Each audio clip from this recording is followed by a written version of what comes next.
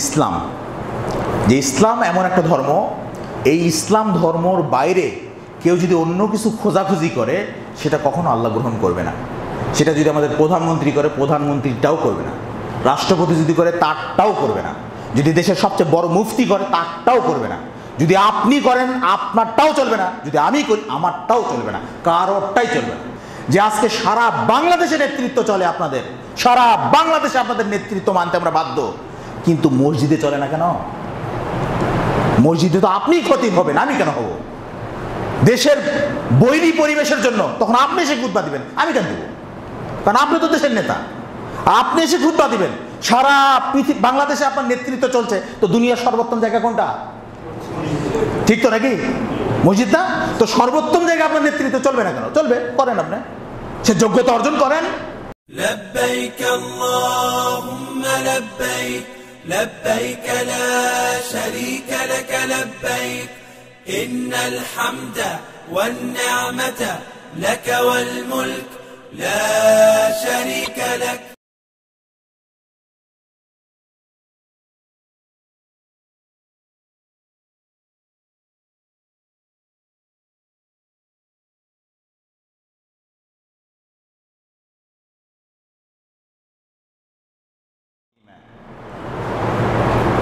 وقال الله تعالى قل يا أيها الكافرون لا أعبد ما تعبدون قال رسول الله صلى الله عليه وسلم لا تطروني كما أطرت النصارى عيسى ابن مريم إنما أنا عبد الله والرسول رواه البخاري. সমস্ত প্রশংসা সেই মহান আল্লাহ তাআলার জন্য, যিনি দুনিয়ার সর্বোত্তম জায়গা মসজিদে আগে এসে আপনাদেরকে কিছু কথা শোনার ও আমাকে কিছু কথা বলার তৌফিক দান করছেন। এই জন্য সমস্ত প্রশংসা তারই জন্য, আলহামদুলিল্লাহ। দরুদ ও সালাম বর্ষিত হোক যার আদর্শ, যার রেখে যাওয়া রীতি নীতি সুন্নাত বাস্তবায়ন করাই আমাদের যাবতীয় প্রচেষ্টা, মুহাম্মদ রাসূলুল্লাহ সাল্লাল্লাহু আলাইহি ওয়াসাল্লামের উপর। রবিউল আউয়াল মাসের জুমা, আজকের এই জুমার সংক্ষিপ্ত আলোচনার বিষয় হবে ইসলাম ও কোরআন ও তার মর্যাদা, এবং শেষে আমরা আলোচনা করব যে কোন কোন কাজগুলো করলে আমরা জান্নাতে যেতে পারবো ইনশাআল্লাহ। এই বিষয়ে আমি আলোচনা করার চেষ্টা করব। যেহেতু আমি নিয়মিত খতিব নই, মেহমান হিসেবে আপনাদের এখানে আজকে আলোচনা করতে এসেছি। আমার সব কথা আপনার জীবনে পরিবর্তন নাও আনতে পারে, তবে আমি যে আলোচনাগুলো করছি, এই আলোচনা যদি মনোযোগ দিয়ে আপনি শোনেন, আমি বিশ্বাস করি ইনশাআল্লাহ হয়তো আপনার জীবনে কোনো একটা পরিবর্তন আসতে পারে। তাই আমি আপনাদের প্রথমে অনুরোধ রাখবো যে আমার পুরো আলোচনাটা আপনারা মনোযোগ দিয়ে শুনবেন, ইনশাআল্লাহ শুনবেন। আসুন আমরা জানার চেষ্টা করি ইসলাম এবং কোরআন সম্পর্কে। জানার পূর্বে আমাদের জানা দরকার ধর্মটা কি, হোয়াট ইজ দ্য রিলিজিয়ন। ধর্মটা কি? ধর্ম সম্পর্কে বলা হচ্ছে যে religion believe in a higher unseen controlling power. বলা হচ্ছে যে উচ্চতর অদৃশ্য নিয়ন্ত্রণ শক্তির প্রতি বিশ্বাস করাই হচ্ছে ধর্ম। এটা ধর্মের একটা সংজ্ঞা, বিভিন্ন জন বিভিন্নভাবে সংজ্ঞায়িত করেছে। ঠিক তেমনি আমরাও একইভাবে ধর্মের এই জিনিসটাই মেনে থাকি। আমরা তো আল্লাহকে দেখতে পাইনি, তাই না? কিন্তু আল্লাহর প্রতি আমাদের বিশ্বাস আছে না অগাধ, যে আল্লাহ আমাদের সৃষ্টি করেছেন, আল্লাহ আমাদের পালনকর্তা, আল্লাহ আমাদের রুজি দিচ্ছেন, এগুলো আমরা বিশ্বাস করি। এই যে আল্লাহ অদৃশ্য একটা জায়গায় থেকে আমাদেরকে নিয়ন্ত্রণ করছে, এটার প্রতি আমাদের বিশ্বাস আছে বলেই তো আমরা মুমিন। তো আমরা সকলেই শুরুতে, যেহেতু আমরা মুমিন হিসেবে বা মুসলিম হিসেবে জন্মগ্রহণ করেছি, তাই আমরা সকলেই আল্লাহর কাছে আবারও শুকরিয়া জ্ঞাপন করি, আলহামদুলিল্লাহ। এবার আসুন আমরা জানার চেষ্টা করি যে পৃথিবীতে অসংখ্য ধর্ম আছে। মোটামুটিভাবে গবেষণায় এসেছে যে 4200-র অধিক ধর্ম আছে। তো এই বিষয়ে আমরা কিছু আলোচনা করব যে এতগুলো ধর্ম আছে, কিন্তু আমরা যে ধর্মের অনুসারী, সেই ধর্ম সম্পর্কে কোরআন কি বলছে আসুন আমরা দেখি। সূরা আল ইমরান 19 নম্বর আয়াত, এখানে আল্লাহ বলছেন ইন্নাদ-দীনা ইনদাল্লাহিল ইসলাম, নিশ্চয়ই আল্লাহর নিকটে একমাত্র মনোনীত ধর্ম দিন হলো ইসলাম। আলহামদুলিল্লাহ। এবার এই যে দিনটা আল্লাহ আমাদেরকে জানিয়ে দিলেন যে তার দিন হলো মনোনীত দিন হচ্ছে ইসলাম। এবার বলছেন আল্লাহ তাআলা যে এই দিনটাকে শুধু ইসলাম হিসেবে দিয়েই ক্ষান্ত রাখছেন না, যাবতীয় নিয়ামত অর্থাৎ আমরা চলতে ফিরতে কি কি লাগতে পারে, কি কি প্রয়োজন হতে পারে, অর্থনীতি, রাজনীতি, সামাজিক নীতি, পরিবার নীতি, ব্যক্তি নীতি, যা কিছু আছে সব কিছু আল্লাহ কিন্তু তার রসুল মুহাম্মদ সাল্লাল্লাহু আলাইহি ওয়াসাল্লামের মাধ্যমে আমাদের জন্য জানিয়ে দিয়েছেন। কিন্তু আসুন সেটা আমরা জানার চেষ্টা করি। সেটাও দলিল নেই কোরআন থেকেই, যেটা সূরা মায়েদার 3 নম্বর আয়াতে আল্লাহ বলছেন, আল ইয়াউমা আকমালতু লাকুম দীনাকুম ওয়া আতমামতু আলাইকুম নি'মাতি ওয়া রাযীতু লাকুমুল ইসলাম দীনা। আল্লাহ বলছেন যে আরাফার দিনে এই সম্পর্কে ওমর রাদিয়াল্লাহু তাআলা বলছেন যে এই আয়াতটা সম্পর্কে আমি জানি, এই আয়াতটা সেই দিন নাজিল হয়েছিল যেই দিন মুহাম্মদ রাসূলুল্লাহ সাল্লাল্লাহু আলাইহি সাল্লাম আমাদেরকে আরাফার দিন, বিদায় হজের আরাফার দিনে তিনি আমাদেরকে এই কথাগুলো বলছিলেন। এই আয়াতটা তখন নাজিল হয়। সেই আয়াতে কি বলা হচ্ছে যে আল্লাহ বলছেন যে এটা এমন একটা দিন, আজকের এই দিনে তোমাদের জন্য যাবতীয় যেই নিয়ামতগুলো, এটা আল্লাহর পক্ষ থেকে নিয়ামতটা পরিপূর্ণভাবে করে দেওয়া হলো। আলহামদুলিল্লাহ। এরপরে বলা হচ্ছে ওয়ারাযীতু লাকুমুল ইসলাম দীনা, এবং তোমাদের জন্য ইসলামকেই একমাত্র মনোনীত ধর্ম হিসেবে আল্লাহ নির্দিষ্ট করে দিয়েছে। তাহলে এ থেকে নিঃসন্দেহে আমরা বুঝতে পারছি যে ইসলাম কিন্তু একমাত্র মনোনীত ধর্ম আল্লাহর পক্ষ থেকে। এখন যে আমি একটু আগে যে কথাটা বললাম যে সারা পৃথিবীতে প্রায় 4200 ধর্ম আছে, তার মধ্য থেকে আল্লাহর যে বক্তব্য, এই বক্তব্যটা আমরা আরেকটু ক্লিয়ার হয়ে বুঝতে গেলে আমরা যদি সূরা আল ইমরানের 85 নম্বর আয়াতে যদি আমরা দেখি, ওখানে আল্লাহ তাআলা বলছেন ওমাই ইয়াবতাগি গায়রাল ইসলাম দীনান ফালা ইকবাল মিনহু। কেউ যদি ইসলাম ব্যতীত অন্য কোনো কিছু তালাশ করে, খোঁজে, ফালা ইকবাল মিনহু, সেটা কখনো গ্রহণ করবেন না আল্লাহ। সুতরাং আমরা ব্যর্থহীনভাবে বলতে পারবো আল্লাহর এটা অভ্রান্ত সত্য বাণী, এতে কোনো বিন্দু পরিমাণ কোনো সন্দেহ নাই, লা রাইবা ফি, এর মধ্যে কোনো সন্দেহ নাই। আল্লাহ তাই বলছেন যে যদি কোনো ব্যক্তি ইসলাম ব্যতীত অন্য কোনো কিছু খোঁজে, সেটা কোনো দিন আল্লাহ গ্রহণ করবেন না। এটা আল্লাহর বক্তব্য। তার মানে আমরা বলতে পারি যদি 4200 ধর্ম যদি ধরে নেই, তাহলে 4200-র মধ্যে 4199টা ধর্মই আল্লাহ গ্রহণ করবেন না, কিন্তু গ্রহণ করবেন কি? শুধু ইসলাম। আর আমরা সেই ইসলাম ধর্মের একজন অনুসারী, সেই হিসাবে কি আমরা গর্বিত নাকি গর্বিত নই? আমরা কি এর জন্য কি আল্লাহর শুকরিয়া জ্ঞাপন করতে কার্পণ্য করব? আসুন আমরা আবারও শুকরিয়া আদায় করি। আমরা মুসলিম হিসেবে আজকে মসজিদে আসছি এবং আমরা মুসলিম হিসেবে নিজেকে গর্ববোধ করছি সেই আল্লাহরই জন্য যে আমরা মুসলিম হতে পারছি এবং আজও পর্যন্ত করোনায় মারা যায়নি, বেঁচে আছি, এখন পর্যন্ত আমরা মসজিদে সুস্থ শরীর নিয়ে মসজিদে আসতে পারছি। এই জন্য অন্তরের অন্তঃস্থল থেকে আমরা আল্লাহর কাছে আবারও কৃতজ্ঞতা জ্ঞাপন করি, আলহামদুলিল্লাহ। এবার আসুন আমরা একটু জানার চেষ্টা করি যে আমরা এই যে এই দলিলগুলো যে পেলাম যে ইসলাম ছাড়া আল্লাহ অন্য কোনো কিছু গ্রহণ করবেন না, এবার একটু আমরা জানার চেষ্টা করি যে ইসলাম যে এই বিষয়গুলো আমাদেরকে জানিয়ে দিচ্ছেন কিসের মাধ্যমে? কোরআনের মাধ্যমে। আমরা এই যে বক্তব্যগুলো যা জানলাম, এই কিসের মাধ্যমে জানলাম? কোরআনের মাধ্যমে জানলাম। আর এই কোরআনটা কিন্তু আল্লাহর কালাম, আল্লাহর বাণী। আসুন এবার আমরা আল্লাহর বাণী থেকেই কোরআনের একটু মর্যাদা সম্পর্কে জানার চেষ্টা করি যে দেখুন যে কোরআন সম্পর্কে কোরআন কি বলছে। আল্লাহ তাআলা বলছেন সূরা তাকবীর 27 নম্বর আয়াত, এখানে আল্লাহ বলছেন ইন হুয়া ইল্লা যিকরুল লিল আলামিন, যে এই যে কোরআন, এই কোরআনটা বিশ্ববাসীর জন্য একটা উপদেশ। সুবহানাল্লাহি ওয়া বিহামদিহি। তাহলে এই কোরআন কিন্তু আপনার তাকে তুলে ধরার জন্য নয়, এই কোরআন কিন্তু সুন্দর করে মুড়িয়ে সম্মান করে উপরে তুলে রাখার জন্য নয়, এটা তো আপনার জন্য একটা উপদেশ, এটা একটা মেসেজ। আপনাকে এটা দৈনিক খুলে খুলে দেখতে হবে যে কি মেসেজ দেওয়া আছে। এটা আপনার তাকে তুলে রাখার জন্য নয়, এটা কিন্তু প্রতিদিন নিয়মিত অধ্যয়ন করার জন্য, এখান থেকে শিক্ষা অর্জন করার জন্য।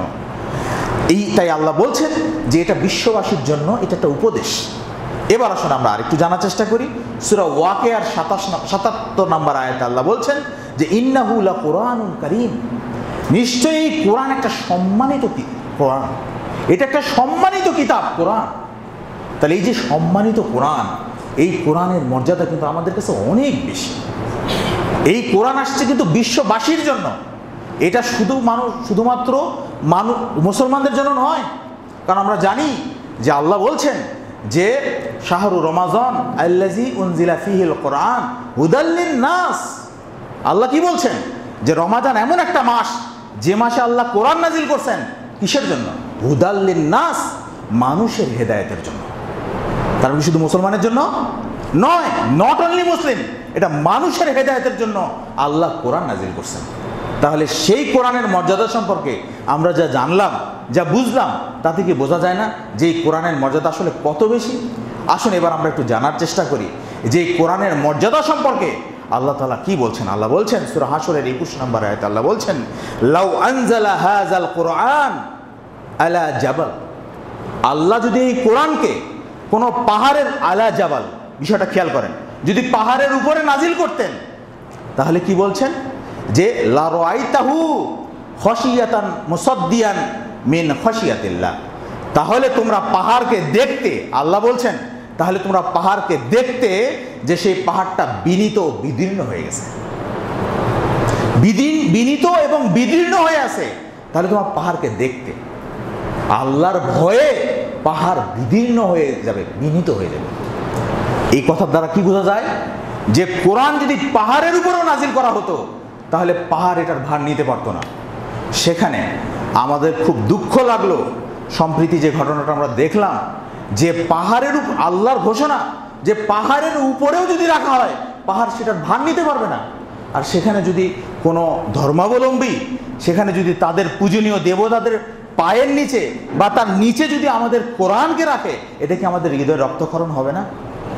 এটা কি আমাদের কষ্ট লাগবে না? আমরা সংশ্লিষ্ট ব্যক্তিবর্গকে বলবো এবং দেশের যারা কর্ণধার তাদেরকেও বলবো, আপনারাও তো মুসলমান, আদমশুমারির গণনায় তো আপনাদেরকে আমরা মুসলমান হিসেবেই জানি, আপনারা তো মুখে বলেন নাই এবং আদমশুমারি গণনা থেকে মুসলমান হিসেবে বাদও তো দেননি। সুতরাং আমরা আপনাদেরকে দ্ব্যর্থহীনভাবে বলতে চাই আজকের এই খুতবার এই সংক্ষিপ্ত এই আয়োজন থেকে যে আপনার এর যথাযথ ব্যবস্থা গ্রহণ করুন। এবং আমরা এই যারা মুসল্লি আছে, যারা মুসলিম আছে, আমরা মুসলিমদের পক্ষ থেকে বলতে চাই আমরা এটা তীব্র নিন্দা জানাই। তবে এর মানে কি তাই যে নিন্দা জানাই বলে আমরা এখন চরমপন্থা অবলম্বন করব, আমরা উগ্রপন্থা অবলম্বন করব? না, আমাদের ধর্ম তো আমাদেরকে এটা শেখায় না। কোনো মানুষ ভুল বুঝে এ কাজ করতেই পারে, কিন্তু আমরা কিন্তু সে কাজ করতে পারি কি? আমরা তো মুসলিম, আমাদের কোরআন কি বলছে? আমরা কি উগ্রপন্থী হতে পারি? এই জন্যই extremism has no place in Islam. উগ্রপন্থা বা চরমপন্থার কোনো স্থান কিন্তু ইসলামে নাই। ইসলাম এমন একটা ধর্ম, ইসলাম এমন একটা জীবন ব্যবস্থা যেখানে কোনো উগ্রপন্থার কোনো সুযোগ এখানে নাই। আসুন আমরা একটু জানার চেষ্টা করি যে সম্পর্কে আল্লাহ তাআলা কি বলছেন। আল্লাহ বলছেন সূরা বাকারার 256 নম্বর আয়াতে যে আল্লাহ বলছেন লা ইকরাহা ফিদ-দীন, দিনের মধ্যে কোনো বাড়াবাড়ি নেই, দিনের মধ্যে কোনো জবরদস্তি নাই। তাহলে ইসলাম এমন একটা জীবন ব্যবস্থা যেই জীবন ব্যবস্থার মধ্যে এই বাণী কিন্তু মুসলমানদের জন্য। দেখুন, খেয়াল করুন যে ইসলামের মধ্যে কোনো উগ্রপন্থার স্থান নাই, কোনো চরমপন্থার স্থান নাই, কোনো বাড়াবাড়ি করা যাবে না। এখানে ইসলামে যা আছে সেটাই আপনাকে মেনে নিতে হবে, সেটাই আপনাকে মেনে চলতে হবে। বাড়াবাড়ি নাই মানে কি? সারাসারি আছে, মানে বাড়াবাড়ি নাই মানে এখন করব না, তার মানে বাড়াবাড়ি নাই মানে কি ছাড়তে হবে, ইসলামকে ছেড়ে দিতে হবে? না, তার মানে ইসলাম যে ধর্ম আমাদেরকে দিয়েছে সেইভাবে আপনাকে মানতে হবে, সেইভাবে আপনাকে অনুসরণ করতে হবে। তাই আল্লাহ বলছেন যে লা ইকরাহা ফিদ-দীন, দিনের মধ্যে কোনো বাড়াবাড়ি নেই, দিনের মধ্যে কোনো বাড়াবাড়ি করা যাবে না। আসুন আমরা এই সম্পর্কে সূরা কাফিরুনে যে আমরা জানি যে সূরা কাফিরুন আয়াত সূরার যে অর্থগুলো প্রায় একই অর্থ, যেখানে আল্লাহ তাআলা বারবার বলছেন যে আমাদেরকে শিখাই দিচ্ছেন, রাসূল সাল্লাল্লাহু আলাইহি ওয়াসাল্লাম বলছেন যে তোমরা যার ইবাদত করো আমি তার ইবাদত করি না, আর আমি যার ইবাদত করি তার ইবাদত তোমরাও করো না। শেষে কি বলছেন? লাকুম দীনুকুম ওয়ালিয়া দীন, যে তোমাদের জন্য তোমাদের ধর্ম আর আমাদের জন্য আমাদের ধর্ম। কই আমরা যখন আমাদের ধর্ম পালন করি তখন তো কই এমন তো আমরা করি না যে আমরা তাদের কোনো ধর্মীয় গ্রন্থকে আমাদের কোনো অপবিত্র স্থানে রেখে, কই এরকম তো কোনো রেকর্ড বাংলাদেশের ইতিহাসে তো পাওয়া যাচ্ছে না। তাহলে এমন কেন হবে? আমাদের হৃদয়ের এটা কি আন্তর্জাতিক চক্রান্ত নাকি? আবার আমরা তার জানি না, তবে আমরা প্রশাসনকে বলবো এর একটা যথাযথ ব্যবস্থা আপনারা গ্রহণ করুন। কারণ আমাদের এই যে বাংলাদেশের প্রায় 18 কোটি মুসলমানদের মধ্যে আমাদের যাদের হৃদয়ের মধ্যে আঘাত করলো, কেন আপনাদের এই আঘাত কি শোনার কোনোই অধিকার নাই? আপনারা দেশের বড় বড় কর্ণধার, আপনাদেরকে আমরা বলতে চাই যে আপনারা বিষয়টা আমাদের এই হৃদয়ের রক্তক্ষরণটা বিবেচনা করে দেখুন। যদি তা না করেন তবে মনে রাখবেন আল্লাহ কিন্তু আমাদের জন্য যথেষ্ট, আল্লাহ মুমিনদের জন্য যথেষ্ট। তাই আমি বলবো যে আমরা যারা এই মুসলিম হিসেবে জন্মগ্রহণ করছি কিন্তু এখনো পর্যন্ত কোরআনের যে সম্মানটা এই বুঝলাম না, অনেকে এমন আছি আমরা যে কোরআনের জন্য জীবন দিতে প্রস্তুত কিন্তু কোরআনের বিধান অনুযায়ী মানতে প্রস্তুত না। এটা কি চলবে? কোরআনের জন্য সে জীবন দিয়ে দিবে কিন্তু কোরআন অনুযায়ী মানার জন্য সে রাজি না, এটা তো ইসলাম নয়। আপনাকে কোরআনের জন্য জীবন দেওয়া লাগবে না, কারণ আল্লাহ বলছেন ইন্না নাহনু নাযলা যিকরা ওয়া ইন্না লাহু লাহাফিজুন, নিশ্চয়ই আল্লাহই কোরআন নাজিল করছেন আর আল্লাহই এর হেফাজতকারী। সুবহানাল্লাহ। সুতরাং কোনো মানুষ যদি এই দায়িত্ব না নেয়, আল্লাহ তার মনোনীত বান্দাদেরকে দিয়ে এটার হেফাজত করবেন, এটার দায়িত্ব আল্লাহ।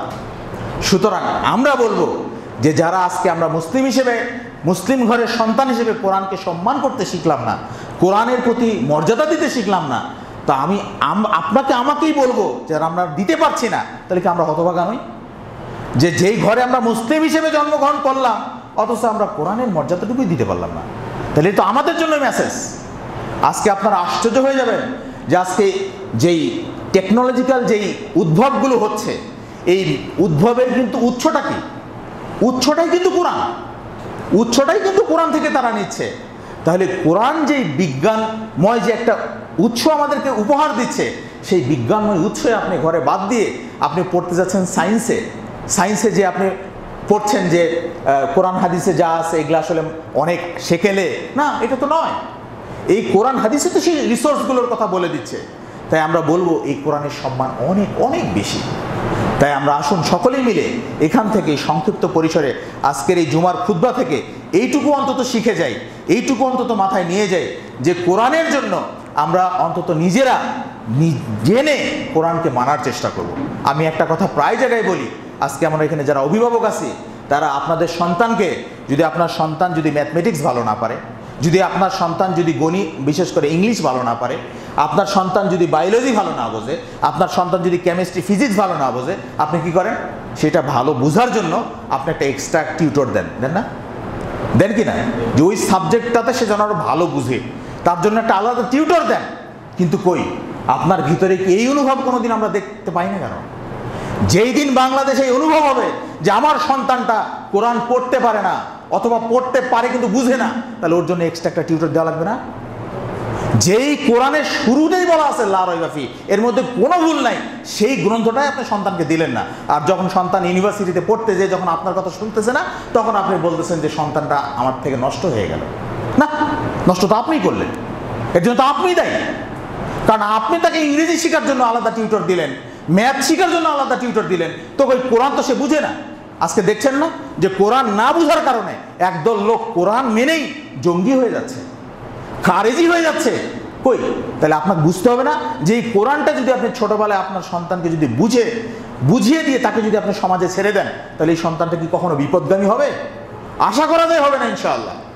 তাই আমি অভিভাবকদের উদ্দেশ্যে বলবো যে আপনারা ম্যাথ ইংলিশ যা কিছু পড়াচ্ছেন পড়ান, আরো ভালো পড়াতে যাচ্ছেন পড়ান, তবে তাকে কোরআন বুঝার মতো জ্ঞানটাও দেওয়ার চেষ্টা করবেন তো ইনশাআল্লাহ।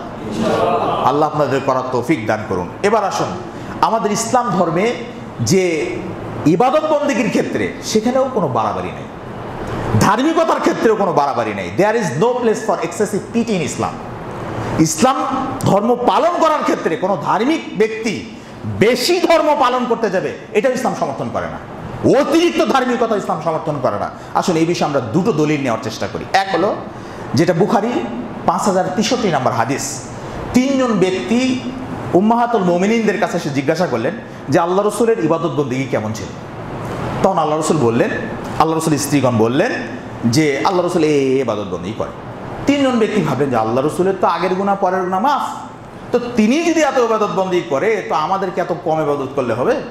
তারা তিনজন তিনটা সিদ্ধান্ত নিল। প্রথমজন বলল আমি সারা রাত সর্বদা সারা জীবন সারা রাত জেগে থাকবো, কোনোদিন ঘুমাবো না। দ্বিতীয় নম্বর ব্যক্তি বলল আমি সারা বছর সিয়াম পালন করবো। আর তৃতীয়জন ব্যক্তি বলল নারী তো ফেতনা, তো আমি কোনো নারী সঙ্গই গ্রহণ করব না। তিনজন তিনটা সিদ্ধান্ত নিল। ইতিমধ্যেই আল্লাহ রাসূল সাল্লাল্লাহু আলাইহি ওয়াসাল্লাম সেখানে চলে আসলেন, এসে বললেন যে তোমরা কি এই তিনজন এই তিনটা সিদ্ধান্ত নিলে? তখন তিনজন বললেন যে হ্যাঁ, আমরা এই তিনজনই তিনটা সিদ্ধান্ত নিলাম। তখন আল্লাহ রসুল বললেন যে ফামান রগিবা আন সুন্নতি ফালাইসা মিন্নি, যদি কোনো ব্যক্তি আমার সুন্নত থেকে ছুটে চলে যায় ফালাইসা মিন্নি, সে আমার উম্মতি নয়। এবার তাহলে ইসলাম এমন একটা ধর্ম আমাদেরকে শিক্ষা দিচ্ছে যেই ধর্মের মধ্যে আপনি যে অতিরিক্ত বাড়াবাড়ি করবেন সেটারও কোনো স্থান নাই, অতিরিক্ত ধার্মিকতা থাকবেন তারও সুযোগ নেই। ইসলাম আমাদেরকে এমন একটা ধর্ম, এমন একটা বিধান আমাদেরকে দিচ্ছে। তাই আমরা এখানে দ্ব্যর্থহীনভাবে বলবো যে যারা ইসলাম ধর্মের নামে আজকে সন্ন্যাসী হয়ে যাচ্ছে, ঘর বাড়ি ত্যাগ করে চলে যাচ্ছে, এটা ইসলাম নয়। এটাই কখনো ইসলাম হতে পারে না যে আপনি আপনার পরিবার, আপনি আপনার সন্তান, আদরের সন্তান সব কিছু বাদ দিয়ে আপনার সন্তানকে, ও অভিভাবককে কাকে রেখে গেলেন, ও কার কাছে রেখে গেলেন, আপনার স্ত্রী বাজার করবে কোথায়? তো এটা কিন্তু ইসলাম নয়। এই যে সন্ন্যাসীপনা, এটা ব্রাহ্মণ্যবাদ থেকে আসছে। ব্রাহ্মণরা, আপনার ব্রাহ্মণ ধর্ম পড়ে দেখেন, বিশেষ করে যারা ব্রাহ্মণ্যবাদী যারা, তারা কিন্তু এই সন্ন্যাসী হওয়ার তাদের একটা অংশ। নির্বাণ হওয়া বৌদ্ধদের একটা ধর্ম, বৌদ্ধদের একটা বিষয়, নির্বাণ হয়ে যাওয়া। তারপরে আমাদের সুফিদের ফানা হয়ে যাওয়া, বাঁকা হয়ে যাওয়া, ফানা ফিল্লা বাঁকা ফিল্লা, এই যে নোংরামি, এগুলো কোত্থেকে এসছে? এগুলো ইসলামের তৈরি নয়, এগুলো সুফিবাদের তৈরি। সুফিবাদ ইসলাম নয়। ইসলাম যে সরল বিধান আমাদেরকে দিচ্ছে সেটাই হচ্ছে ইসলাম। ইসলামের মধ্যে যা আছে সেটাই ইসলাম। ইসলামের বাইরে যেটা ছিল ইসলাম নয়। এর আগে আমি বললাম যে সূরা আল ইমরানের 85 নম্বর আয়াতে আল্লাহ বললেন, কেউ যদি ইসলাম ব্যতীত অন্য কিছু খোঁজে, সেটা অর্থনীতির ক্ষেত্রে হোক, রাজনীতির ক্ষেত্রে হোক, যে কোনো ক্ষেত্রে হোক না কেন, সেটা কখনো আল্লাহ কবুল করবে না। ফালা ইয়াকবালু মিনহু, সেটা কোনো দিন আল্লাহ কবুল করবে না। এবার আসুন আমরা আরেকটা দলিল জানার চেষ্টা করি। আল্লাহ রসুল সাল্লাল্লাহু আলাইহি সাল্লাম বলছেন, ওমর রাদিয়াল্লাহু তাআলা থেকে বর্ণিত, রসুল সাল্লাল্লাহু বলছেন, বুখারী 3445 নম্বর হাদিস, সেখানে আল্লাহ রসুল বলছেন লা তুতুরুনি। আল্লাহ রসুল নিজের সম্পর্কেও বলছেন, তোমরা আমাকে নিয়েও বাড়াবাড়ি করো না। আল্লাহ রসুল বলছেন যে লা তুতুরুনি, তোমরা আমাকে নিয়েও বাড়াবাড়ি করো না। উদাহরণ দিচ্ছেন আল্লাহ রসুল, কামা আতরাতিন নাসারা, যেমনভাবে খ্রিস্টানরা, নাসারারা বাড়াবাড়ি করেছিল কাকে নিয়ে? ঈসা ইবনে মারিয়াম, ঈসা ইবনে মারিয়ামকে নিয়ে।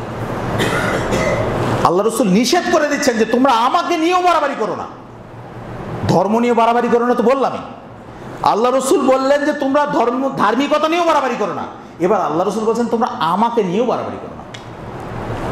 পরে বলছেন ইন্নামা আনা আব্দুল্লাহ, কারণ আমি হচ্ছি আব্দুল্লাহ, আল্লাহর দাস, আল্লাহর গোলাম। তবে ব্যতিক্রম কি? ও রসুল, কিন্তু আমি আবার রসুলও।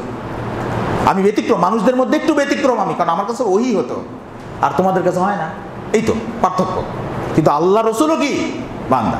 এবার আসুন আমরা একটু জানার চেষ্টা করি, যেটা আমরা সূরা আহজাবের 21 নম্বর আয়াতে আমরা পাবো। সেখানে আল্লাহ তাআলা বলছেন যে লাকাদ কানা লাকুম ফি রাসূলিল্লাহি উসওয়াতুন হাসানাহ। আল্লাহর রসুলের মাঝেই, আল্লাহর রসুল সাল্লাল্লাহু আলাইহি ওয়াসাল্লামের জীবনীর মাঝেই তোমাদের জন্য রয়েছে উত্তম আদর্শ। এবার একটু খেয়াল করেন তো, রসুল সাল্লাল্লাহু আলাইহি ওয়াসাল্লাম কি রসুল কবে হয়েছিলেন?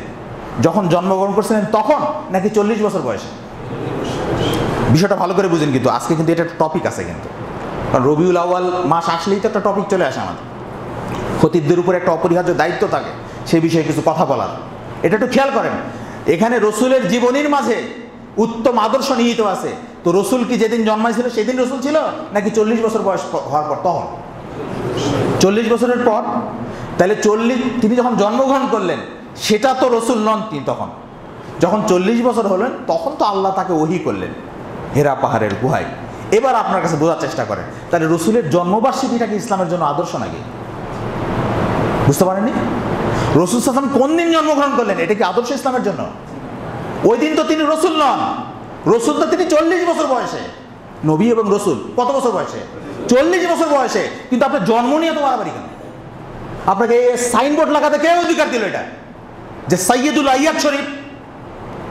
আর প্রশাসনও কিরকম ভাবে এটাকে মেনে নিল, আমাদের এটা বুঝে আসে না। কেন তারা মানবে এটা? কেন মানবে? ইসলাম নিয়ে কেন তারা বাড়াবাড়ি করবে? এই বাড়াবাড়ি সুযোগ ইসলাম দেয়নি। কোন সাহাবী এটা করলেন না, কোন তাবী করলেন না, ইমাম আবু হানিফা রাহমাতুল্লাহ আলাইহি করলেন না, ইমাম শাফি, মালিক, আহমদও করলেন না। আপনি কোত্থেকে পেলেন? তার চেয়ে বড় কিছু হয়ে গেছেন আপনি। অনেক পরে এই আমলগুলো তৈরি হয়েছে ইসলামের নামে। তাহলে এটা কি বলবো আমরা? এটা কি আমরা সুন্নত বলবো? না, এটা কখনোই সুন্নত হতে পারে না। আলহামদুলিল্লাহ আমরা কিছু লিফলেট নিয়ে আসছি, আপনার এই লিফলেটে বিস্তারিত কথা জেনে নেবেন। আমি সংক্ষিপ্ত পরিসরে আপনাকে এটাই বোঝানোর চেষ্টা করলাম যে রাসূল সাল্লাল্লাহু আলাইহি ওয়াসাল্লামের জন্মটা এটা আমাদের জন্য কোনো সাবজেক্ট নয়। এটা আমাদের কোনো সাবজেক্ট নয়। এবার যদি আপনার ঐতিহাসিকবিদদের যদি জীবনী দেখেন, যে ঐতিহাসিকগণও বলছেন যে 12ই রবিউল আউয়াল নিয়েও ইখতিলাফ আছে, যে 12ই রবিউল আউয়াল আল্লাহ রসুল যেই বছর জন্মগ্রহণ করেন সেই বছরে 12 রবিউল আউয়ালটা মিলছে না। আমরা তো চন্দ্র দেখে দিন তারিখ হিসাব করি, তাই না, চন্দ্র মাস অনুযায়ী, সেটা মিলছে না। তাহলে এটা নিয়ে এত বাড়াবাড়ি কেন? এটা নিয়ে এত আয়োজন কেন? ইসলামের ঈদ কয়টা? জাতীয় উৎসব কয়টা? দুটো, ইয়ামুল আজহা, ইয়ামুল ফিতর। একটা হচ্ছে ঈদুল আজহার যেটা আমরা বলি, আর ঈদুল ফিতর। তৃতীয় ঈদ আপনাকে কোত্থেকে পেলেন? আপনার এটা ইসলাম দেয়নি। আল্লাহ রসুলও জানতেন না, নাউযুবিল্লাহি মিন যালিক। চিন্তা করছেন বিষয়টা? আল্লাহ রসুল করছেন এটা? তার জীবদ্দশা যে আমি তো মরে গেছিলাম, আমি তো জীবিত হয়েছি যেদিন, আসো সেই দিন তোমাদের সবাইকে নিয়ে আমি একটা আয়োজন করি। তা কি করছিলেন কোনোদিন? আবু বকর করছিলেন তার খেলাফতের সময়, ওমর, ওসমান, আলী করছিলেন, তো আপনি কোত্থেকে পেলেন? তাই আমরা ব্যর্থহীনভাবে বলবো যে আল্লাহ রসুলের যে জীবনীকে নিয়ে বা আল্লাহ রসুলকে নিয়েও বাড়াবাড়ি করা যাবে না। আর এই বাড়াবাড়ি করলে ভয়াবহতা কি সেটাও কিন্তু আল্লাহ রসুল বলে দিয়েছেন, যে ইহুদি খ্রিস্টানরা ধ্বংস হয়েছে কেন? কারণ তারা তাদের নবীদেরকে নিয়ে বাড়াবাড়ি করত। আসুন আমরা এই বাড়াবাড়ি থেকে নিজেদেরকে হেফাজত করি এবং নিজেদের ঈমান আমলকে পরিশুদ্ধ করি। আল্লাহ আমাদের করার তৌফিক দান করুক। আল্লাহু আমিন। আকুলু কওলি হাযা আস্তাগফিরুল্লাহ ওয়া আস্তাগফিরুল্লাহ।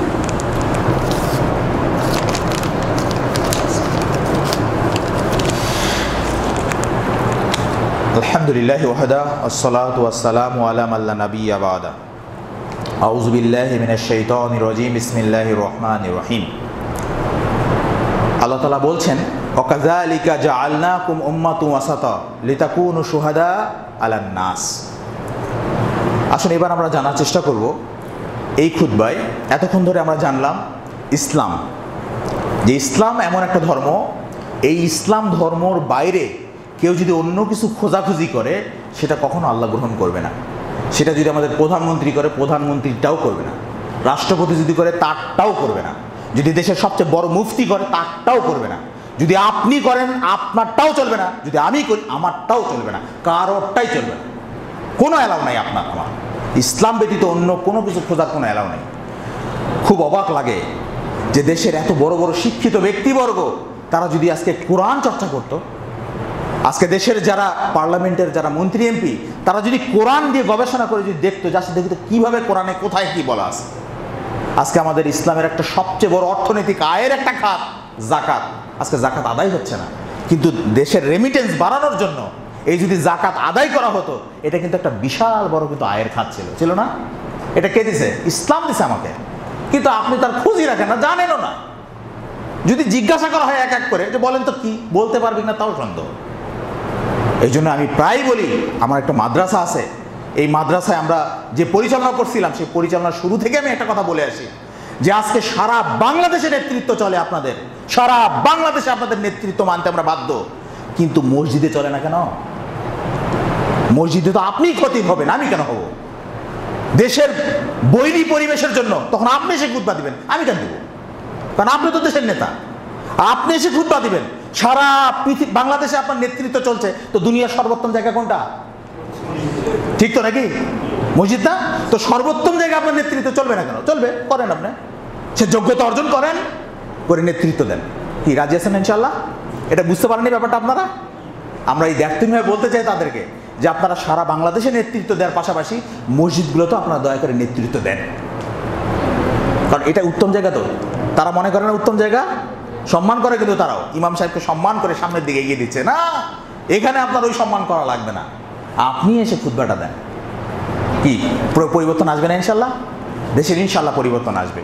তাই আমরা এখানে বলবো, এখন যে এই বিষয় নিয়ে আলোচনা করবো তা হলো যে ইসলামের মধ্যে আমাদেরকে পরিপূর্ণভাবে দাখিল হতে হবে ভাই। এবার কিন্তু আমার প্রত্যেকটা কথাই হৃদয় ভরা আপনার সাথে আমার, আমি নিয়মিত আসবো না। এবার যে কথাগুলো বলবো এটা কিন্তু আমার হৃদয় ভরা কথা, আমার হৃদয় থেকে আপনাকে আহ্বান। আপনি এজ এ মুমিন আমার ভাই, এবার যে কথাগুলো বলবো এটা হৃদয় দিয়ে শুনবেন দয়া করে। আসুন আমরা জানার চেষ্টা করি। আল্লাহ তাআলা বলছেন, ইয়া আইয়ুহাল্লাযীনা আমানু, হে ঈমানদারগণ। তার মানে কাফেরদেরকে আল্লাহ বলেননি। যারা আজকে কাফের তাদের কথা বাদ, ওদের চিন্তাবাদ। আল্লাহ ঈমানদারদেরকে বলছেন, উদখুলু ফিস-সিলমি কাফা, তোমরা ইসলামের মধ্যে পরিপূর্ণভাবে দাখিল হও। ওয়ালা তাত্তাবিউ খুতুওয়াতিশ শাইতান, আর শয়তানের পদাঙ্ক অনুসরণ করো না। রাজি আছেন? করবেন না ইনশাআল্লাহ? সেই মেজাজ আছে আপনার যে শয়তানের পদাঙ্ক অনুসরণ করবো না? বাড়িতে যাব, যে কাটা কম্পাস খুলে দেখব শয়তানের অনুসরণ কি কি করলে হয়, ওগুলো করবো না। রাজি আছেন ইনশাল্লাহ? করবেন? বাসায় যে কি কি করলে শয়তানের অনুসরণ করা হয় এগুলো করবেন না। দাড়িটা চাচা শয়তানের অনুসরণ নাকি নিজের অনুসরণ? এবার আপনি হিসাব করবেন, ওগুলো ওগুলো আমি আর বলবো না। টাকনু নিচে প্যান্ট করা, ওটা কি শয়তানের অনুসরণ নাকি নিজের? বলবেন এটা কি শয়তানের অনুসরণ নাকি আল্লাহর কোরআনের অনুসরণ? আমি জাস্ট টাচ দিলাম, এই কাজগুলো দয়া করে আপনারা করবেন না। রাজি আছেন ইনশাআল্লাহ? এবার আসুন পরে আমরা জানার চেষ্টা করি। আল্লাহ তাআলা বললেন পরিপূর্ণভাবে দাখিল হও। একজন ব্যক্তি মসজিদে দাখিল হবে আর মসজিদ থেকে বের হয়ে গিয়েই সে একবারে পাক্কা দুনিয়াদার হয়ে যাবে না, এটা নয়। আপনাকে সব ক্ষেত্রেই ইসলামের মধ্যে পরিপূর্ণভাবে প্রবেশ করতে হবে। আপনার ব্যবসা নিতে হবে পরিপূর্ণভাবে ইসলামিক, আপনার মসজিদে এসে সালাতে হবে পরিপূর্ণভাবে ইসলামিক, আপনার যখন পরিবারে যাবেন পরিবারও পরিপূর্ণ ইসলামে মানার চেষ্টা করবেন। আল্লাহ আপনাদেরকে করার তৌফিক দান করুক, আল্লাহুম্মা আমিন। এবার আসুন আমরা জানার চেষ্টা করব যে আসলে আমরা কি কাজ করলে নাজাত পেতে পারি। কারণ এখন বর্তমানে আমাদের এটাই সবচেয়ে বড় সমস্যা হয়ে গেছে। আজকে যারা আমরা নিজেদের আকীদা সহি বলে দাবি করছি, আমাদের মধ্যেও এই সমস্যাগুলো দেখা দিচ্ছে যে আমরাও বুঝতে পারছি না যে কোন ক্যারেক্টারিস্টিক্স আমার মধ্যে থাকলে আমি জান্নাতে যেতে পারবো। আসুন সেই বিষয়গুলো আমরা জানার চেষ্টা করব। প্রথম যেই কাজ সেটা হচ্ছে আপনাকে মধ্যমপন্থী হতে হবে। আপনাকে চরমপন্থী হওয়া যাবে না, আপনাকে একবারে শৈথিল্যবাদীও হওয়া যাবে না যে পাক নামাজ পড়ি না কিন্তু ইমান ঠিক আছে ভাই, না চলবে না এগুলো কথা, চলবে না এই কথা। আবার আপনি যেমন ধার্মিকতার ক্ষেত্রে বললাম বাড়াবাড়ি করবেন, আবার ওটাও চলবে না। তার মানে কি? ইসলাম একটা মধ্যমপন্থী ধর্ম। আল্লাহ তাআলা তাই বলছেন ওয়াকাযালিকা জাআলনাকুম উম্মাতান ওয়াসাতা, যে নিশ্চয় আল্লাহ তাআলা তোমাদের জন্য কি করছেন, একটা মধ্যমপন্থী উম্মত হিসেবে তোমাদেরকে প্রেরণ করেছে। তাহলে আমরা কি মধ্যমপন্থী উম্মত? আমরা বাড়াবাড়ি করা উম্মত নয়। যেমন ইহুদি খ্রিস্টান নাসারারা বাড়াবাড়ি করছে, আবার আমাদের মুসলমানদের মধ্য থেকে একদল বাড়াবাড়ি করে যেমন বিদাতি হয়ে গেছে, ঠিক তেমনি আমরা সারাসারি করা লোকও না যে নামাজ রোজা কিচ্ছু নাই কিন্তু ইমানটা ঠিক আছে রে বাবা, না এটা নয়। আজকে খেয়াল করে দেখুন তো, আজকে আমাদের যারা পরিবারের লোকজন যখন মারা যাচ্ছে তখন হুজুর খোঁজে কেন? আপনার ছেলেটা হুজুর খুঁজতে যায় কেন? দায়িত্ব তো ওর জানাজা পড়ার, ঠিক না? তো ও জানাজা পড়া বাদ দিয়ে হুজুর খুঁজবে কেন? কারণ এর অবহেলাটা তো আপনিই করছেন, এ তো আমিই করছি অবহেলাটা। আপনার সন্তানকে আপনি শিখাচ্ছেন না কেন? তাকে ডাক্তার ইঞ্জিনিয়ার কি বানানোর সব বানান আপনি, কিন্তু তাকে ইসলামের এই বুনিয়াদী শিক্ষাগুলো, বেসিক নিডসগুলো শিখান তাকে আগে। এগুলো শেখানোর পর তাকে কি বানাবেন বানান। তাই আল্লাহ তাআলা বলছেন যে আল্লাহ তোমাদের জন্য মধ্যমপন্থী উম্মত হিসেবে তোমাদেরকে প্রেরণ করেছেন। কেন করছেন? লিতাকুনু শুহাদা আলান নাস, মানব জাতির উপরে সাক্ষী হিসেবে। তাহলে আমরা মুসলিমরা কি বাড়াবাড়ি করতে পারবো? এই সুযোগ কি আমাদের আছে? না, আমরা মধ্যমপন্থী। আবার আমরা সারাসারি করে দিও মানে সুফিবাদগিরি করলেও লাভ হবে না। তো ঠিক তেমনি মধ্যমপন্থী আমাদের হতে হবে। প্রথম যেই কাজ জান্নাতে যাওয়ার জন্য প্রথম শর্ত হচ্ছে এই যে আমাদেরকে কোনো মতেই, আমি কিন্তু আজকে বাড়াবাড়ি নিয়ে আলোচনা করলাম, সারাসারি নিয়েও কিন্তু কিছু বললাম যে আমাদের সমাজে কিন্তু একদল লোক এমন আছে যারা ইবাদত বন্দেগী করে না, শুধু জুমার সালাতে করে না। আপনার জুমার সালাত কোনো কাজ আসবে না। এটা আপনি কাকে দেখাচ্ছেন? ইমাম সাহেবকে? ইমাম সাহেবকে আপনি দেখাতে আসছেন যে ইমাম সাহেব আমি নামাজ পড়ি কিন্তু আমি একবারে বেনামাজি না, না। এটা আপনাকে দেখাতে পারবেন। আপনার অন্তরকে জিজ্ঞাসা করেন, আপনি আপনার নিজেকে জিজ্ঞাসা করেন, আপনি নিজেই নিজের জন্য যথেষ্ট। জিজ্ঞাসা করে উত্তর পেয়ে যাবেন। আপনি জিজ্ঞাসা করেন তো যে আপনি জুমার দিনে শুধু সালাত পড়ি কি আপনার নাজাত হবে? না, এটা হবে না। তাই আমি হৃদয় ভরা আপনাদেরকে অনুরোধ রাখবো যে যারা আমরা 5 ওয়াক্ত সালাত আদায় করি না, শুধু একটা কথা আমি সব জায়গায় নতুন জায়গায় গেলে বলার চেষ্টা করি। একজন ব্যক্তি যদি শুধু অজু করার সময় যদি টাকনুটা না ভেজে, শুধু টাকনুটা ভেজে নিয়ে অজু করছে, টাকনু ভেজে নিয়ে সালাত আদায় করছে, সব করছে, আল্লাহ রসুল বলছেন যে অজু করার সময় যদি কোনো ব্যক্তি টাকনু না ভিজে, আল্লাহ রসুল বলছেন ওয়াইলুল লিল আকাবি মিনান নার, এই টাকনুটা না ভিজার কারণ তাকে জাহান্নামে যেতে হবে। এটা কোন ব্যক্তির কথা বলছে? যে ব্যক্তি অজু করছে তার কথা বলতেছি। তো যে ব্যক্তি সালাত পড়েই না তার কি হবে? এতে যে অজু করে যে নামাজ পড়ার জন্য রেডি হতে যাচ্ছে, শুধু টাকনুটা ভিজায়নি, শুকনা আছে, এর জন্য যদি তাকে জাহান্নামে যেতে হয়, তাহলে যে সালাত পড়ে না তাকে তার বিষয়ে কি বলা লাগবে? আবার আপনারা বিষয়টা নিজেরা অন্তর দিয়ে চিন্তা করবেন। আল্লাহ আপনাদেরকে বোঝার তৌফিক দান করুক, আল্লাহুম্মা আমিন। এবার আসুন আমরা জানার চেষ্টা করব যে 2 নম্বর যে গুণটা হবে, প্রথম গুণ হচ্ছে তারা মধ্যমপন্থী হতে হবে। 2 নম্বর গুণ হচ্ছে তাদেরকে সংস্কারক হতে হবে, সমাজের জন্য তাদেরকে চিন্তা করতে হবে। কারণ আমাদের রাসূল সাল্লাল্লাহু আলাইহি ওয়াসাল্লাম কাবা ঘরে বসে শুধু ইবাদত বন্দেগী করতেন না, তিনি সমাজের লোকদেরকে নিয়ে চিন্তা করতেন যে লোকগুলোকে ভালো করতে হবে কী করে। আজকে আলহামদুলিল্লাহ সারা বাংলাদেশে যারা ইসলামিক ব্যক্তিত্বরা ইসলামের যে সঠিক বিষয়গুলো মানুষকে বলছে, এটা কিন্তু মনে রাখবেন এরাই দেশের সবচেয়ে কল্যাণকামী মানুষ। কারণ এরা দেশে কিছু আমানতদার ব্যক্তি গড়ে তুলতে চায়, এরা দেশে কিছু ভালো মানুষ গড়ে তুলতে চায়, যে ভালো মানুষগুলো মানুষের হক মারবে না, যে ভালো মানুষগুলো মানুষের সাথে মিথ্যা বাদ দিয়ে সত্যবাদিতার সাথে কাজ করবে, যে মানুষগুলো আমানত যথাযথভাবে পালন করবে, এই রকম কিছু মানুষ গড়ে তুলতে চায়। এরাই কিন্তু ইসলামের প্রকৃত শুভাকাঙ্ক্ষী এবং এই দেশেরও প্রকৃত শুভাকাঙ্ক্ষী। এছাড়া বাকি যারা আছে, এরা যারা মুখের কথার কাজের মিল নাই, এরা সব ভণ্ডামি করছে মূলত। এবং এটা আল্লাহর কাছে অত্যন্ত ক্রোধের ব্যাপার। কোরআন তো পড়ে না, জানবে কোথায়। আল্লাহ বলছেন কাবুরু মাক্তান ইনদাল্লাহ, আল্লাহর কাছে এটা অত্যন্ত রাগের ব্যাপার, ক্রোধের ব্যাপার। আন তাকুলুনা মা লা তাফালুন, যে তোমরা এমন কথা বলো যা তোমরা করো না। এটা আল্লাহর কাছে তো ক্রোধের ব্যাপার, রাগের ব্যাপার। মন্ত্রী এমপি হয়েও আপনি যদি কোনো কথা বলেন আর সেটা যদি আপনি না করেন, এটা হবে না। এটা আল্লাহর কাছে অনেক ক্রোধের ব্যাপার, রাগের ব্যাপার, মানতেই হবে।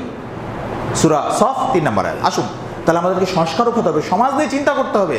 এই বিষয়ে আল্লাহ রাসূল সাল্লাল্লাহু আলাইহি ওয়াসাল্লাম বলছেন বাদা আল ইসলাম গরিবান সাইউদু কামা বাদা ফাতুবা লিল গরাবা, যে নিশ্চয়ই ইসলাম শুরু হয়েছিল অল্প কিছু মানুষের মাধ্যমে, আবার ইসলাম ফিরে যাবে সেই অল্প কিছু মানুষের মধ্যেই। ফাতুবা লিল গরাবা, কিন্তু সুসংবাদ হচ্ছে সেই অল্প কিছু মানুষের জন্য। আলহামদুলিল্লাহ। তাহলে অল্প কিছু মানুষের জন্য আল্লাহ সুসংবাদ দিচ্ছেন। সেই মানুষগুলোর বৈশিষ্ট্য সম্পর্কে আব্দুল্লাহ ইবনে মাসউদ বলছেন যে তারা কারা, ওই যে মানুষগুলো যারা অল্প কিছু মানুষের জন্য সুসংবাদ, তারা কারা? এবার আপনার আমরা জানতে হবে না সেটা? আসুন আমরা জানাতে হবে। রাসূল সাল্লাল্লাহু আলাইহি ওয়াসাল্লাম বলছেন যে আল্লাযিনা ইসলিহুনা মা আফসাদান নাস, যখন লোকেরা ফিতনা ফাসাদ করবে, যখন লোকেরা খারাপ কিছু করে ফেলবে, কি সেটা? মিন বাদি মিন সুন্নতি, আমার মৃত্যুর পর। আল্লাহ রাসূল বলছেন আমার মৃত্যুর পর আমার সুন্নতগুলোকে কেন্দ্র করে যারা লোকেরা যখন ফিতনা ফাসাদ সৃষ্টি করবে, যারা আমার যেই প্রকৃত সুন্নত সেই সুন্নতকে বাদ দিয়ে যখন বেদাত প্রতিষ্ঠিত করবে, তখন তারা কি করবে? ইসলিহু, তারা সংশোধন করে দেবে সেটা। তাহলে একটা গুণ পাওয়া গেল না? যে কি করতে হবে তখন? সংস্কার করতে হবে, সমাজকে কি ঠিক করতে হবে। কোন লোকটা ভুল করছে, দেন তাকে বলতে হবে ভাই এটা ভুল হচ্ছে আপনার। ছেলে ভুল করলেও ভুল, বাবা ভুল করলেও ছেলে ধরে দিবে, আব্বা আপনার এটা ভুল হয়ে গেল। আজকে আমি আস্তে আস্তেই আমার এক বড় ভাই বলছিল যে তার স্ত্রী তার স্ত্রীকে সে একটা জিনিস দিছে, তো স্ত্রীকে দেওয়ার কারণে স্ত্রী জাযাকাল্লাহু খায়রান বলেনি, তো সন্তান মনে করাই দিচ্ছে যে আব্বু যে তোমাকে একটা জিনিস দিল তুমি জাযাকাল্লাহু খায়রান বললে না কেন? তার মানে কি এই যে পরিবর্তন আসবে না ইনশাল্লাহ? আপনার সন্তানগুলোকে আপনার এইভাবে গড়ে তোলার চেষ্টা করুন, আল্লাহ কবুল করুক, আল্লাহুম্মা আমিন। তাহলে 2 নম্বর যে বৈশিষ্ট্য সেটা হচ্ছে সংস্কারক হতে হবে। 3 নম্বর বৈশিষ্ট্য হচ্ছে যখন আপনি সুন্নতকে সংস্কার করে পেয়ে গেলেন, সহি সুন্নত যখন আপনি পেয়ে গেলেন, তখন কিন্তু আপনাকে সেটা আঁকড়ে ধরে থাকতে হবে, সেই সুন্নতকে আঁকড়ে ধরে থাকতে হবে। হাদিসের ভাষায় আল্লাহ রাসূল বলছেন যে আঁকড়ে ধরাটা নারীর দাঁত দিয়ে ধরতে হবে, সামনের দাঁত দিয়ে নয়। কারণ সামনের দাঁত দিয়ে ধরলে অনেক সময় ছুটে যেতে পারে, কিন্তু পিছনের দাঁত দিয়ে ধরতে হবে। আল্লাহ রাসূল বলছেন তামাসসাকু বিহা ওয়া আযু আলাইহা বিন নাওয়াজিস, যে তোমরা মারির দাঁত দিয়ে সে সুন্নতটাকে আঁকড়ে ধরবে। পারবো আমরা ইনশাল্লাহ? পারবো মারির দাঁত দিয়ে? যখন জানবো যে এটাই আল্লাহ রাসূলের প্রকৃত সুন্নাত, তখন সেটাকে মারির দাঁত দিয়ে আঁকড়ে ধরে থাকতে হবে। কে কি বললো আমার যায় আসে না, ইমাম সাহেব কি বললো যায় আসে না, দেশের নেতা কি বললো যায় আসে না, আমি সুন্নত জানছি, আমি এটার উপর অটল থাকবো ইনশাআল্লাহ। পারবেন ইনশাআল্লাহ? যদি পারেন তো সুসংবাদ জেনে রাখেন। ইবনে মাসউদ বলছেন, হাদিসটি আছে তাবারানী কাবীর 10,240 নম্বর হাদিস। ওখানে আল্লাহ রাসূল বলছেন যে ইন্না মিন ওরাইকুম জামানা সাবরিন, নিশ্চয়ই তোমাদের মাঝে এমন একটা যুগ আসবে। আল্লাহ রাসূল বলছেন যে নিশ্চয়ই তোমাদের মাঝে এমন একটা যুগ আসবে, সেই যুগে কি হবে? লিল মুতামাসসিকি ফীহি আজরিনা 50 শাহীদাম মিনকুম, সেই যুগে যদি কোনো একটা ব্যক্তি যদি আমার একটা সুন্নতকে যদি হৃদয়ে ধারণ করে থাকতে পারে, তাহলে সে 50 জন শহীদের নেকি পাবে। সাহাবীরা জিজ্ঞাসা করলেন সেই 50 জন শহীদ কি তাদের মধ্যে থেকে নাকি আমাদের মধ্যে থেকে? আল্লাহ রাসূল বললেন যে তোমাদের মধ্যে থেকে। বুঝতে পারেন বিষয়টা? তাহলে ওই সুন্নতকে আঁকড়ে ধরা কি অত সহজ? আপনাকে এত ঠুনকো মনে করলে হবে? আপনাকে কত কি বলবে, কত গালিগালাজ করবে, এত কিছু সহ্য করে আপনাকে চলতে হবে, এটা কি সহজ কাজ? এটা সহজ কাজ নয়। 50 জন শহীদের নেকি পাবেন, অফার। আল্লাহ তাআলা আমাদেরকে এই নেকি নেওয়ার তৌফিক দান করুক, এই মর্যাদা নেওয়ার তৌফিক দান করুক। এবং সর্বশেষ যেই গুণটা লাগবে সেটা হচ্ছে জামাতবদ্ধভাবে হাবলুল্লাহকে আঁকড়ে ধরতে হবে। আপনি ঐক্যবদ্ধভাবে আল্লাহর যে রশি আছে এই রশিকে আপনার আঁকড়ে ধরতে হবে, একা একা ধরলে হবে না। কারণ আল্লাহ তাআলা বলছেন সূরা সফের মধ্যে, আল্লাহ বলছেন ইন্নাল্লাহা ইউহিব্বুল লাযীনা ইউকাতিলুনা ফি সাবিলিহি সাফফান কাআন্নাহুম বুনিয়ানুম মারসুস, নিশ্চয় আল্লাহ তাদেরকে ভালোবাসেন যারা আল্লাহর পথে সংগ্রাম করে সীসা ঢালা প্রাচীরের ন্যায়, জামাতবদ্ধ হয়ে, কাতারবন্দী হয়ে। তাহলে দেখেন আল্লাহ কাদেরকে ভালোবাসে? যারা জামাতবদ্ধ হয়, কাতারবন্দী হয়ে যারা আল্লাহর পথে সংগ্রাম করে, আল্লাহ তাদেরকে ভালোবাসে। আপনি কি আল্লাহর ভালোবাসা পেতে চান না? চান না? চান না? যদি চান তাহলে আপনাকে অবশ্যই জামাতবদ্ধ জীবনযাপন করতে হবে, এর কোনো বিকল্প নাই। আর যদি আপনি আল্লাহর ভালোবাসা না আছে, আপনার শায়েকের ফতুয়াকে খুশি করার জন্য, শায়েকের ফতুয়া মানার জন্য যদি আপনি আপনার শায়েকের ফতুয়া অনুযায়ী চলেন, সেটা আপনার ব্যাপার। আমরা আলহামদুলিল্লাহ জামাতবদ্ধ জীবনযাপন করছি আল্লাহর ভালোবাসা পাওয়ার জন্য। এখন কোন মানুষ ভালোবাসলো না বাসলো ডাজন্ট ম্যাটার, ওটা আমরা যায় আসে না। আমরা আল্লাহর ভালোবাসা পাওয়ার জন্য এই জামাতবদ্ধভাবে জীবনযাপন করছি। আল্লাহ আপনাদের সকলকে জামাতবদ্ধভাবে জীবনযাপন করার তৌফিক দান করুক, আল্লাহুম্মা আমিন। এই বিষয়ে আল্লাহ রসুল বলছেন যে তোমরা জামাতবদ্ধ জীবনযাপন করো। যদি জামাতবদ্ধ না থাকো, আল্লাহ রসুল বলছেন ফাইন্নাশ শাইতানা মাআল ওয়াহিদ, কারণ শয়তান একজন ব্যক্তির সাথে থাকে।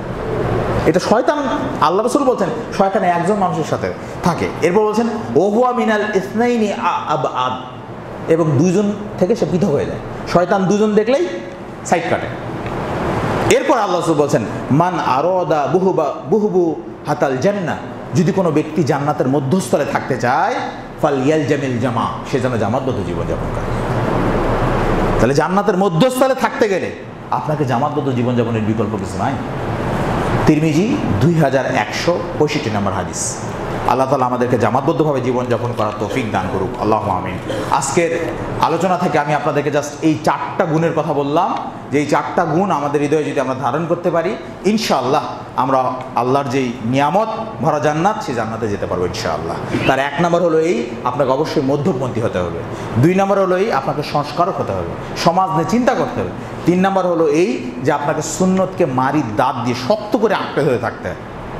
আল্লাহ রসুলের দেখানো যে পথ, এই পথে আপনাকে অটল থাকতে হবে। আর নাম্বার 4, আপনাকে জামাতবদ্ধভাবে আল্লাহ রসুলকে আঁকড়ে ধরতে হবে। এই বিষয়ে আরও অনেক আয়াত ছিল, আমি আর বললাম না, সময় খুব কম।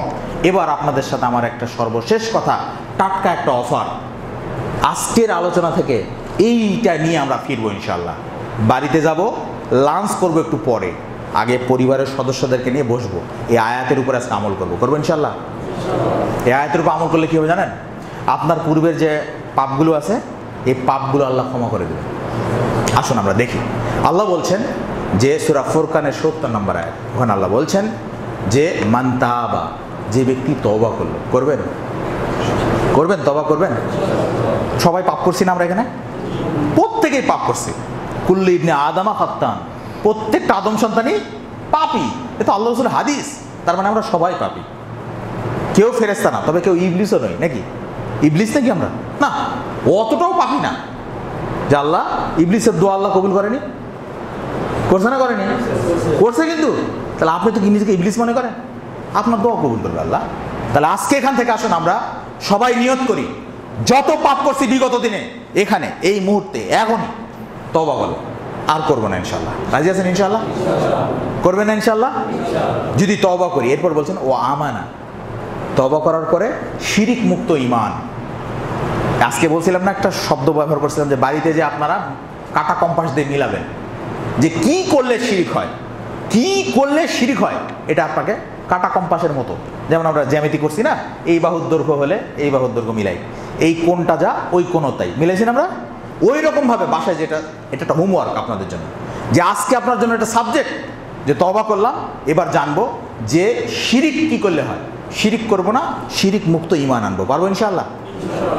3 নম্বর হচ্ছে ও আমিলা আমালান সালিহা, এবং সৎ আমল করবো। বেদাতকে কি সৎ আমল বলা হয়? না। তাহলে বেদাত মুক্ত হয়ে আমল করব, আর বেদাত মুক্ত হয়ে যে আমলটা করব সেটাকে কি বলা হয়? সৎ আমল বলা হয়, আমালান সলিহা। এই সৎ আমল করবো, রাজি আছি ইনশাআল্লাহ? তাহলে বেদাতকেও কিন্তু আমরা কাঁটা কম্পাস দিয়ে মাপবো, রাজি আছি ইনশাআল্লাহ? শিরিককেও মাপবো, কি করলে শিরিক হয় জানবো এটা। বেদাতকেও জানার চেষ্টা করব কি করলে বেদাত হয়। যদি এই 3টা কাজ করতে পারি, প্রথম তওবা করলাম, শিরিক মুক্ত ঈমান আনলাম, বেদাত মুক্ত আমল মানে সৎ আমল করব, তাহলে আল্লাহ বলছেন ফাউলাইকা ইউবাদদিলুল্লাহু সাইয়্যাতিহিম হাসানাত। তাহলে আল্লাহ বলছেন আল্লাহ তাহলে আমাদের পূর্বের যে পাপগুলো আছে, এই পাপগুলোকে আল্লাহ নেকিতে পরিণত করে দেবে। তাহলে এটা একটা টপ অফার না? মোবাইলে মেসেজ আসে, টন টন, কি দেখলাম, রিচার্জ করুন, অত অফার, আবার একটু পরে আরেকটা মেসেজ, রিচার্জ করুন, অত মেগাবাইট অফার আসে না, এগুলো আমাদের এ তো রিসেন্ট, এখন তো দেখেন না খালি মেসেজই আসে খালি, তো এত অফার, অথচ আল্লাহর সূরা ফুরকানের 70 নম্বর আয়াত, আল্লাহর এই অফারটাকে আপনার হৃদয়ে দাগ কাটবে না? আমি আপনার খুব কাছের দিনী ভাই হিসেবে আপনাকে সর্বশেষ এই একটা অনুরোধ করলাম ভাই, যে আপনি এই একটা জিনিস বাসায় নিয়ে আজকে যাবেন, যাওয়ার পর লাঞ্চটা একটু পরে করবেন, স্ত্রী সন্তান বাচ্চা যারা আছে সবাইকে নিয়ে বলবেন যে শোনো সূরা ফুরকানের 70 নম্বর আয়াত আজকে শুনে আসলাম ওখানে, এবং বাসায় যেও দেখবেন যখন আল্লাহ তাআলা বলছেন যদি আমরা তওবা করতে পারি, শিরিক মুক্ত ঈমান এবং বেদাত মুক্ত আমল যদি করতে পারি, আল্লাহ আমাদের পূর্বের সমস্ত পাপগুলোকে নেকিতে পরিণত করে দেবে। এই এত বড় অফারটা, এটা কি বাড়িতে বলবেন না? আল্লাহ তাআলা আপনাদের সকলকেই এই আয়াতটার উপরে আমল করার তৌফিক দান করুন, আল্লাহুম্মা আমিন। আমি পরিশেষে আপনাদের সকলের প্রতি আমি এই আন্তরিক একটা দাবি রাখলাম যে আপনারা বাসায় গিয়ে দয়া করে বাসার পরিবারের সদস্যদের সাথে আজকে লাঞ্চ করার পূর্বে আপনারা এই একটা ছোট্ট বৈঠক করবেন, পারবেন না ইনশাল্লাহ? যারা ম্যাচে থাকেন ম্যাচের বন্ধুদেরকে নিয়ে বলবেন, যারা রুমমেট আছে তাদেরকে বলবেন ভাই আজকে থেকে আমরা পাপ কাজ করবো না, তওবা করে আসছি আজকে মসজিদে, পারবেন না ইনশাল্লাহ? আর আমি বিশ্বাস করি যদি কোনো ব্যক্তি অন্তর থেকে যদি এই বিষয়গুলো মেনে যদি থাকে, সে যদি এখন যদি আপনার বাড়িতে যেতে যেতে মরেন না, আল্লাহ হয়তো আপনাকে ক্ষমা করে দেবেন ইনশাআল্লাহ। কি এই বিশ্বাস নাই? কারণ এই আয়াতের শেষে কিন্তু আল্লাহ বলছিলেন যে আল্লাহ হচ্ছেন গফুর, আল্লাহ হচ্ছেন ক্ষমাশীল, আল্লাহ তো ক্ষমা করতে ভালোবাসেন। আপনি আমি নিজেকে কতটা ভালোবাসি জানি না, কিন্তু আল্লাহ আমাদেরকে ভালোবাসেন, আল্লাহ চান যে আমার বান্দাগুলো জান্নাতে যাওয়ার জন্য কাজ করুক, আল্লাহ আমাদের করার তৌফিক দান করুক, আল্লাহুম্মা আমিন। لبيك اللهم لبيك لبيك لا شريك لك لبيك إن الحمد والنعمة لك والملك لا شريك لك